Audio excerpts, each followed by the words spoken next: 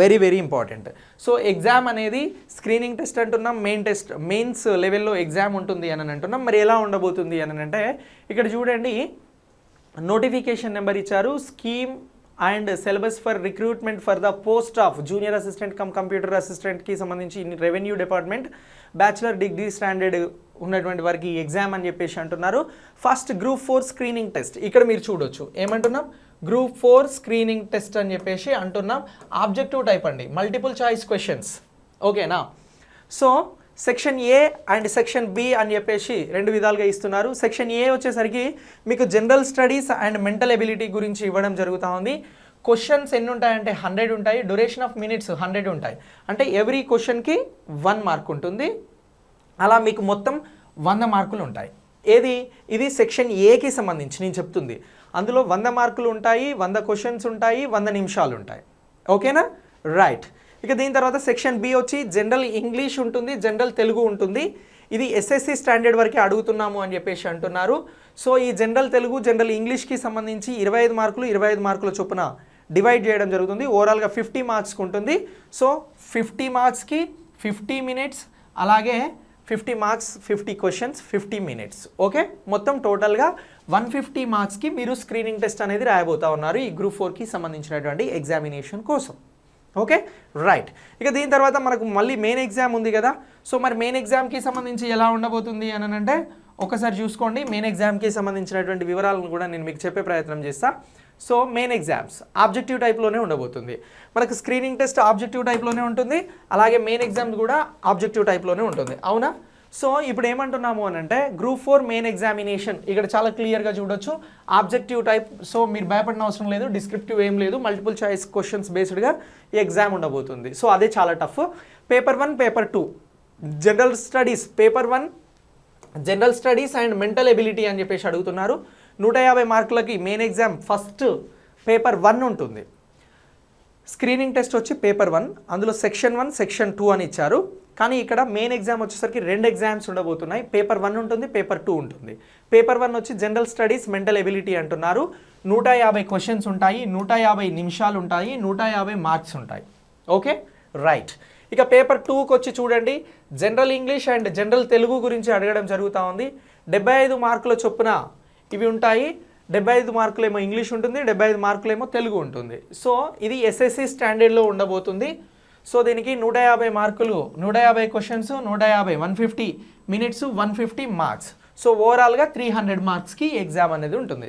Screen test ఏమో 150 మార్కులకు ఉంటుంది, మెయిన్ ఎగ్జామ్ ఏమో 300 మార్క్స్కి ఉంటుంది, ఓకే, రైట్. ఇక్కడ 1, 2, 3 అని చెప్పేసి కొన్ని హైలైట్ చేయడం జరిగింది. చూడండి, negative marks as per GO number 235 finance ప్రకారం each wrong answer will be penalized with 1/3 of the mark prescribed for the question. మీరు రాసిన దాని నుంచి 1/3 ఆఫ్ మార్క్ అనేది మీరు తప్పు ఆన్సర్ చేస్తే కట్ చేయడం జరుగుతుంది అని చెప్పేసి హైలైట్ చేయడం జరిగింది. మీడియం ఆఫ్ క్వశ్చన్ పేపర్ ఎలా ఉంటుంది అని అంటే ఇంగ్లీష్లో ఉంటుంది, తెలుగులో ఉంటుంది, భయపడని అవసరం లేదు. తెలుగులో కూడా ఇంగ్లీష్లో ఉంటుంది క్వశ్చన్ పేపర్, తెలుగులో ఉంటుంది, ఓకే, రైట్. ఇక total number of vacancies notified అని చెప్పేసి ఇచ్చారు. సో కంప్యూటర్ ప్రొఫిషియన్సీ టెస్ట్కి సంబంధించి క్వాలిఫైయింగ్ టెస్ట్ ఏదైతే ఉందో కంప్యూటర్కి సంబంధించి ఇప్పుడు ప్రిలిమినరీ స్క్రీనింగ్ టెస్ట్ ఉంది, తర్వాత మెయిన్స్ ఉంది. దీని తర్వాత ఏం పెడుతున్నారు, కంప్యూటర్ ప్రొఫిషియన్సీ టెస్ట్ అనేది ఒకటి జిల్లా కలెక్టర్ స్థాయిలో పెడతారు అని చెప్పేసి మనం అక్కడ మాట్లాడినాం కదా. దానికి సంబంధించి 1:2 ఒక జాబ్కి 2 పిలుస్తారండి. అందులో ఎవరి పర్ఫార్మెన్స్ బాగుంటే కంప్యూటర్ ప్రొఫిషియన్సీ టెస్ట్లో వాళ్ళకి జాబ్ అనేది రావడం జరుగుతూ ఉంది, ఓకే, ఇది రైట్. ఇప్పుడు స్క్రీనింగ్ టెస్ట్ గురించి మాట్లాడినాం, మెయిన్స్ టెస్ట్ గురించి మాట్లాడినాం, మెయిన్ ఎగ్జామ్ గురించి మాట్లాడినాం, కంప్యూటర్ ప్రొఫిషియన్సీ టెస్ట్ గురించి మాట్లాడినాం. ఇప్పుడు దీనికి సంబంధించినటువంటి సిలబస్ గురించి చాలా వివరంగా ఒకసారి మనం తెలుసుకునే ప్రయత్నం చేద్దాం. తెలుసుకోవాలి కదా మనం దీనికి సంబంధించి. సో సిలబస్ ఏముందో ఒకసారి మీకు చెప్పే ప్రయత్నం చేస్తా. ఇక సిలబస్ని చూడండి, ఇది మీకు ఇప్పుడు భగవద్గీత అండి. సో దీన్ని మీరు బాగా ప్రిపేర్ అవ్వాలి. ఇది బాగా ప్రిపేర్ అయితేనే మీకు ఉద్యోగం రావడానికి అవకాశం ఉంటుంది.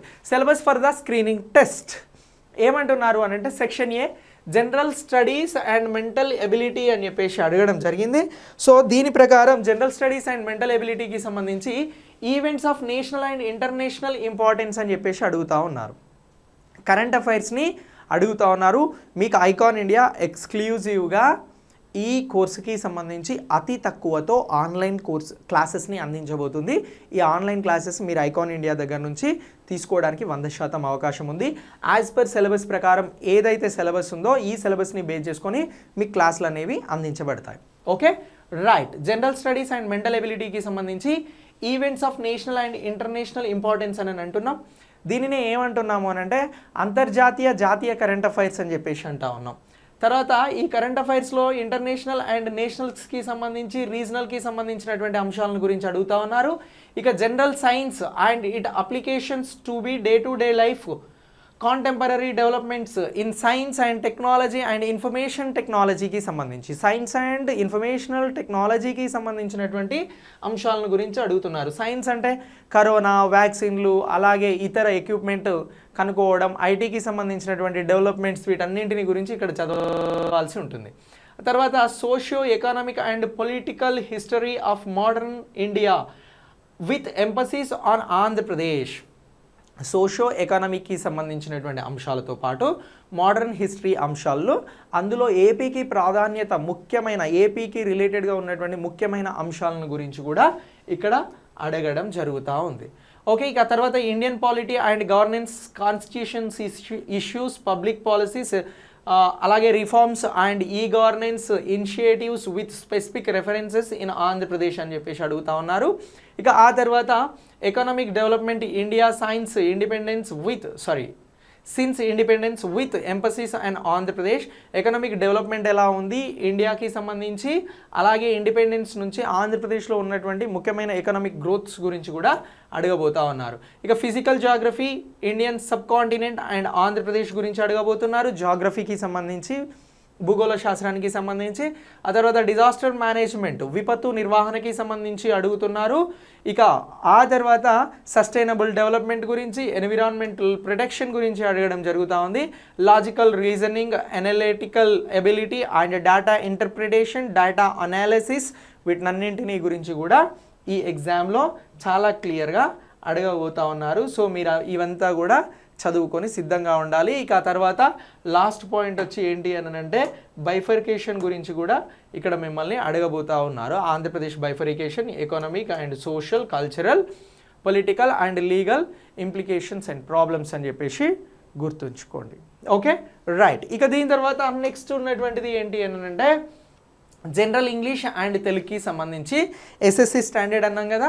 మరి ఇంగ్లీష్లో వచ్చి ఏం అడుగుతున్నారు అని అంటే ఇక్కడ చూడవచ్చు మీరు. ఇంగ్లీష్లో వచ్చి ఏం అడుగుతున్నారు అని అంటే comprehension passages, usage and idioms, అలాగే ఒకాబులరీ అండ్ పంక్చుయేషన్స్, ఆ తర్వాత లాజికల్ రీఅరేంజ్మెంట్ ఆఫ్ సెంటెన్సెస్, తర్వాత గ్రామర్ గురించి అడగడం జరుగుతూ ఉంది. ఓకే, ఇక దీని తర్వాత తెలుగులోకి వచ్చి synonyms, vocabulary, grammar, Telugu to English meanings, English to Telugu meanings, usage and idioms గురించి అడగడం జరుగుతూ ఉంది. సో ఇలా వీటిని గురించి గుర్తుంచుకోండి. ఇక దీని తర్వాత ఇంకా సిలబస్లో ఏం అడుగుతున్నారు అని అంటే ఇక్కడ చూడండి, syllabus for the mains examination. ఇప్పటి వరకు మనం చెప్పుకున్నటువంటి సిలబస్ ఏదైతే ఉందో అదంతా కూడా స్క్రీనింగ్ టెస్ట్కి సంబంధించినటువంటి సిలబస్. ఇక్కడ మనం మెయిన్స్కి సంబంధించినటువంటి దానిని గురించి అడుగుతూ ఉన్నారు. సో మెయిన్స్కి సంబంధించి ఏముంది అని అంటే events of national and international importance అని చెప్పేసి అడగడం జరిగింది. అలాగే కరెంట్ అఫైర్స్ గురించి అడగడం జరిగింది. జనరల్ సైన్స్ గురించి అడుగుతున్నారు. అదే science and technology and development టెక్నాలజీకి సంబంధించి ఇన్ఫర్మేషన్ టెక్నాలజీ, సోషో ఎకనామిక్, ఏదైతే మనం స్క్రీనింగ్ టెస్ట్కి సంబంధించినటువంటి ఫస్ట్ పేపర్ గురించి చెప్పుకున్నామో సేమ్ అదే ఇక్కడ కూడా అడగడం జరుగుతూ ఉంది. ఆ తర్వాత మీకు స్కీమ్ ఆఫ్ ఎగ్జామినేషన్ ప్రాక్టికాలిటీ అని చెప్పేసి ఇక్కడ ఇవ్వడం జరిగింది. సో దీనికి సంబంధించి ఏముంది అనేది ఒక్కసారి చూడండి. ఏదైతే ఇక్కడ ఏమడుగుతున్నారు అని అంటే proficiency in office automation with usage of computers and associated softwares అని చెప్పేసి అడుగుతా ఉన్నారు. సో దీనికి సంబంధించి 30 మార్క్స్ ఉంది, 30 మినిట్స్ ఉంది. మ్యాక్సిమం మార్క్స్ వచ్చి 50 ఉన్నాయి. మినిమం క్వాలిఫికేషన్ వచ్చి ఇందులో కంప్యూటర్కి సంబంధించినటువంటి రిలేటెడ్ ఎగ్జామ్లో ఎస్సీ ఎస్టీ పిహెచ్ఎస్కి 15 మార్కులు వస్తే సరిపోతుంది, బీసీస్కి 17.5 రావాలి, ఓసీస్కి 20 మార్కులు రావాలి. అవుట్ ఆఫ్ 50 మార్క్స్ ఇది 30 నిమిషాలలో రాయాల్సి ఉంటుంది. Okay right. ఇక దీని తర్వాత నెక్స్ట్ చూడండి, ఇక్కడ నెక్స్ట్ ఏం అడిగారు అని అంటే సిలబస్ని అడగడం జరిగింది. Sorry, the test shall comprise the following 4 parts. Test అనేది 4 పార్ట్స్గా కంప్రైజ్ చేయడం జరిగింది.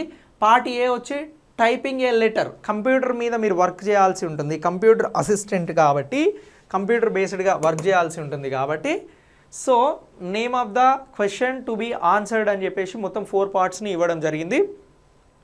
Typing a letter, passage, paragraph, 100 to 150 words in MS వర్డ్లో, దానికి 15 మార్క్స్ ఉంటుంది. ఎంఎస్ వర్డ్లో మీరు ఏం చేయాలంటే 100 నుంచి 150 వర్డ్స్ తోటి టైప్ చేయాల్సి ఉంటుంది సింపుల్గా, ఒక ప్యాసేజ్ కానీ పారాగ్రాఫ్ కానీ. తర్వాత పార్ట్ బి వచ్చి ఏమడుగుతున్నారంటే preparation of the table graphs in MS Excel. అంటే నీకు ఇక్కడ ఎంఎస్ వర్డ్ వచ్చి ఉండాలి, ఎంఎస్ ఎక్సెల్ అనేది కూడా వచ్చి ఉండాలి. దీనికి సారీ 10 మార్కులు ఇవ్వడం జరిగింది. తర్వాత preparation of power point presentation slides 2 చేయాలంట, ఇది ఎంఎస్ పవర్ పాయింట్ వచ్చేది ఉండాలి. సో తర్వాత పార్ట్ డి వచ్చి ఏమడిగారు అని అంటే creation and manipulation of database అని చెప్పేసి అడిగారు, దీనికి 10 మార్కులు ఇచ్చారు. అలాగే పవర్ పాయింట్ ప్రజెంటేషన్కి కూడా 10 మార్కులు ఇవ్వడం జరిగింది. ఆ తర్వాత display the content of email inbox, email చేయడానికి సంబంధించి 5 మార్కులు ఇచ్చారు. ఓవరాల్గా 50 మార్క్స్ అనేది ఇవ్వడం జరిగింది పార్ట్ ఈకి సంబంధించి.